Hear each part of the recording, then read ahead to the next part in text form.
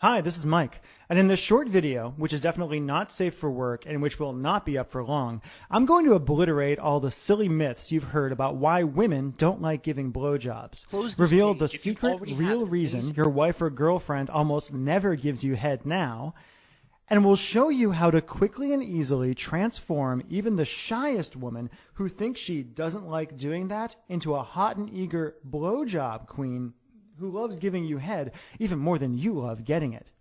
In fact, even though this might sound impossible now, after you watch this video and do what it says like thousands of ecstatic guys have before you, your wife or girlfriend will be shocked at the staggering transformation she goes through almost overnight. How suddenly even just the thought of having you in her mouth sends hot shivers down her spine. How she finds herself fantasizing about you, crawling on her knees toward you, unzipping your fly and staring you right in the eye with a wide smile as she eagerly takes you in her mouth. And how she even develops a blowjob addiction where going down on you and only you becomes her irresistible new favorite hobby. I'm going to teach you the secret in just a second. But before I do, I need to talk about the big blowjob lie that's keeping you from getting all the head you want now and that she secretly wants to give you. What's the big lie that's keeping you from getting head?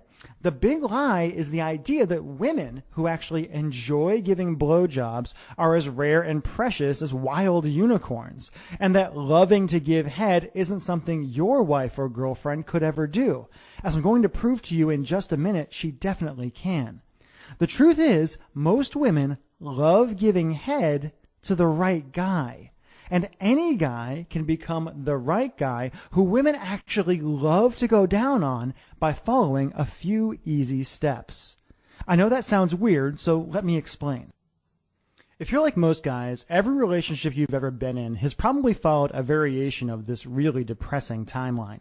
When you first met your wife, your girlfriend, a girl you're going out with, it was almost like you were in blowjob heaven. There was all this great energy and she was giving you head all the time. It felt fantastic. Then you fell in love, got a little more committed. She became your real girlfriend and it's like you hit the blowjob recession. She still went down on you sometimes, but not nearly as often. And when she did, she didn't really seem to get into it that much. Then when you got married or decided to live together or got really committed in some way, it's like you hit the death of the blowjob. Suddenly, it's like tape went over her mouth. She put her hand over her ears every time you brought it up, and you were just never going to get a blowjob again.